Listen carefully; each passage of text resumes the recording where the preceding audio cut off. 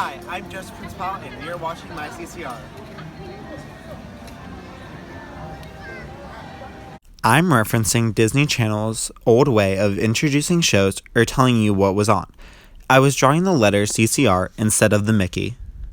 Within this video, I will be reflecting upon my work in my final project title sequence, Sickly Sweet. To begin, our representation of the two characters helped to differentiate their natures and personalities. To make the difference noticeable and significant, we utilized color schemes in the costuming and props as well as blocking with their body language. Our killer, played by Evelyn Williams, wore black clothes and kept a secretive look, while our victim, played by Caitlin Wagner, was in colors that didn't as closely represent darkness and also displayed her joyful personality. We also used the colors and flavors of coffee to represent the interaction between light and dark, or good and evil. In the design of the shots, there is a black bitter coffee belonging to the killer and a sweet coffee with creamer belonging to the victim. This use of props is utilized to portray the dark and bitterness of the killer's intuitions, and on the other side of the spectrum, the lighter coffee conveys that the victim is sweeter and more innocent in her personality. The coffees were bought by myself at Degachet and were a poignant part of our plans in pre-production. The characters' exits from the coffee shop were also a use of props to represent the contrasting social classes of the characters. These characters are meant to be the popular and rich girls at school, and this is explained later on in the movie, but to represent this within our title sequence, we chose our victim's car, who's designed to be the most popular girl at school, to be a Chevy Camaro, which is a very expensive and luxurious vehicle. The thought process for the car occurred during the planning and casting stages of pre-production as we selected our locations. As producer, I made many of the arrangements for the filming locations, such that I visited the coffee shop 2 weeks before our scheduled film date to scout the location and obtain permissions. I also aided Emily in casting as I asked Caitlin Wagner on whether her car could be featured in the project.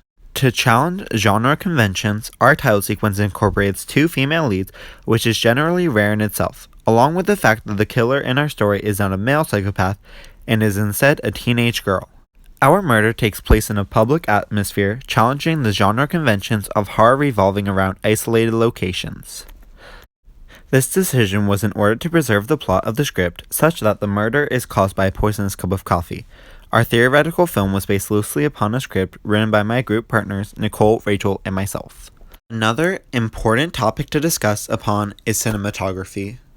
We use aerial shots, and some examples of this is the girls being seated as we do an aerial pan, and being that I was the tallest in our group and we were unable to stand on chairs, I filmed that shot. There's also the shot where the coffee cup is being put down and the shots of the fork being placed down onto the plate, which were not filmed by me. Aerial shots are used in conventional horror films. We wanted to help with our aesthetics of the film, but also have something that goes with the genre conventions. We use these shots a lot to help with the continuity and flow of the film. At the end of our film, where we have our victim bloody and on the ground, we use an aerial shot for that to show that we are over her and also to show that she is powerless. Our title sequence also utilizes pans and tilts to help create a simple, pleasing flow in our story. We used non-diegetic, off-screen, asynchronous sound in our sequence being the music. The music was chosen so that we could create a vintage feel, which also had suspense. The lyrics such as "I'm sorry" is used to create suspense because you know something bad is going to happen by the end of the title sequence.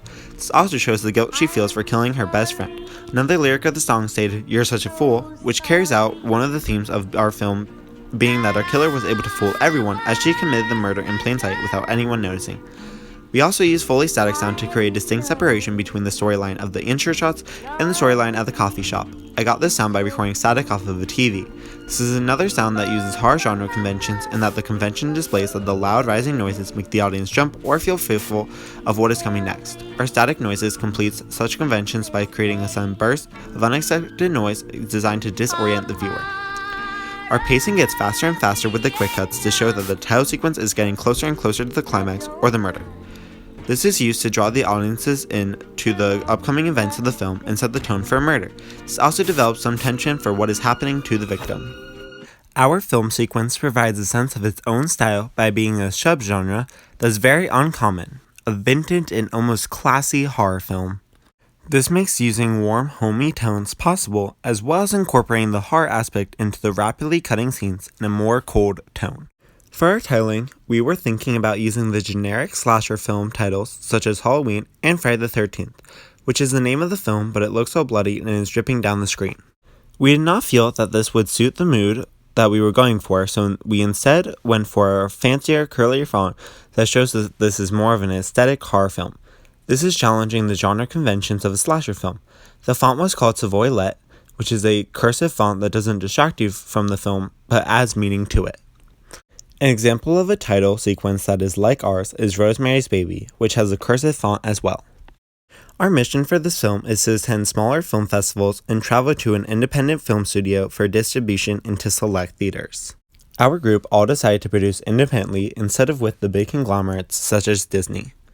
We did this because we wanted more creative control over our film, and we wanted it to be our vision. Some weaknesses of producing independently are smaller budgets and lower quality equipment. Though there are some downsides of producing independently, we would rather see our vision than have a film that is not what we wanted it to be. Our producer, A24, has produced films similar to ours, such as Hereditary, which is slightly horrific and incorporates a female death. As a whole, it has many similarities to ours in terms of content, themes, and subjects. Another film produced by the same company that appeals to similar audiences as ours is The Black Coat's Daughter. Much like A24's successful works, our film executes the challenge of many social constructs. In terms of resources, our film is a small production, unlike the huge productions of movies such as Lady Bird, which has a budget of $10 million.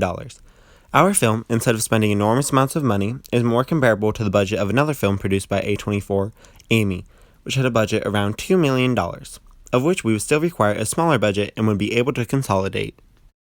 Over the course of this project, we have researched many different production companies that all specialize in the horror genre.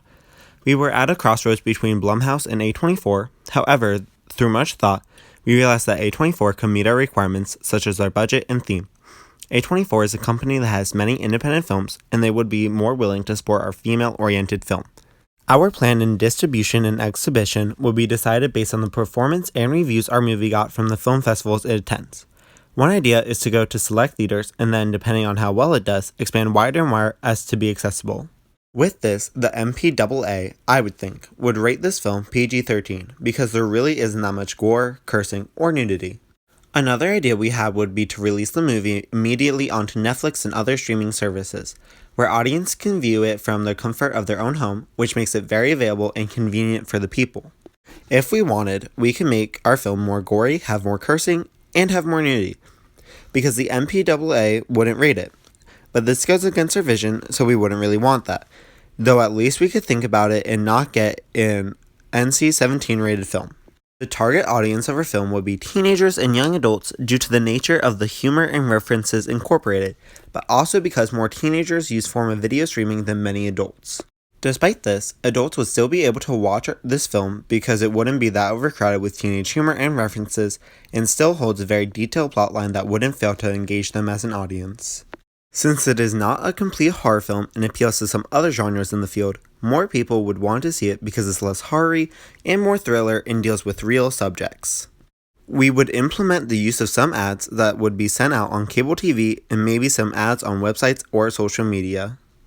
At the beginning of the year, I had never heard of Foley's or ambient sound or even Adalian. Over the course of this class, I've learned so many new terms and how to incorporate them all into our video and in real life. I also learned how to utilize the Voice Memos app to its full potential, and I learned a lot about editing using iMovie's platform. The researching is probably the easiest part to do, except for the time it consumes and verifying that each fact read is accurate. In this picture is our film group, and from left to right it is Caitlin Wagner, Evelyn Williams, Stephanie Cawthon, Joseph Principato, which is me, Rachel Pettit, and Nicole Hicks. Emily, who is not photographed in this picture, had to leave early. During the filming process, the entire group met up at a single place, and this was much harder to coordinate than one would think. During shooting, 2 out of 7 of our main group got busy, so all we had left were our editors, me, and our actors Caitlin and Evelyn.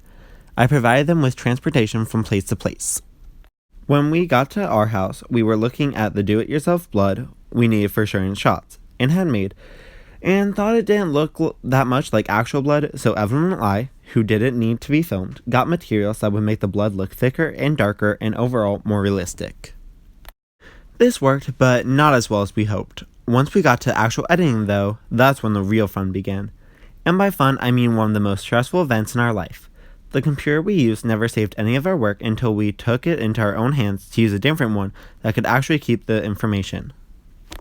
For the blood, we use the color correction features within iMovie and other apps such as VSCO to be more in cool tones and make the entire shot more dramatic and realistic.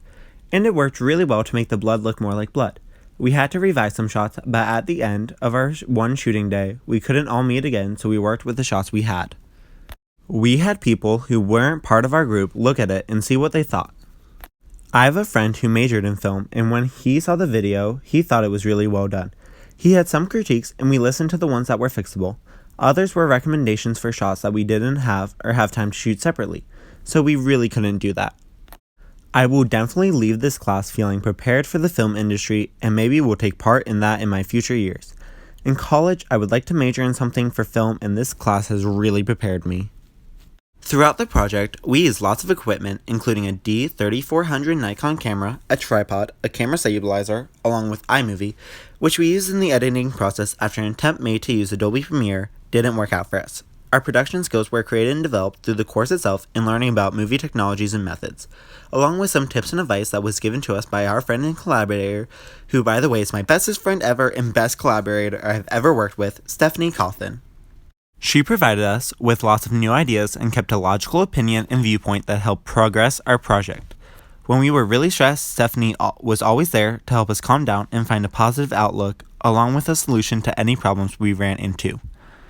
We learned a lot about editing in iMovie, issues with camera focus and angles to optimize what a camera is capable of, and about the setbacks and issues that are common for real directors and producers to deal with. I used the Voice Memos app on my iPhone 7 to record the Foleys. The phone made the sounds excessively loud, so to preserve the quality and nature of the film sequence, we reduced the volume of these sounds. We used Dégagé as the place where a victim gets poisoned because, as I said earlier, it takes place in a public, and this coffee shop had people in it, so it was a public murder. We then used the car to show her driving home with nothing to worry about, like in the beginning of 10 Cloverfield Lane. Our victim actually dies in private, her bathroom, which is technically my bathroom. We did this because we all had to travel over to my house, and it really added to the story, and the viewing herself in a bathroom was cool, because usually people get murdered in private, but she was poisoned in public and died in private. She's in her house with no one else around, so it showed her not being able to get help without her knowing.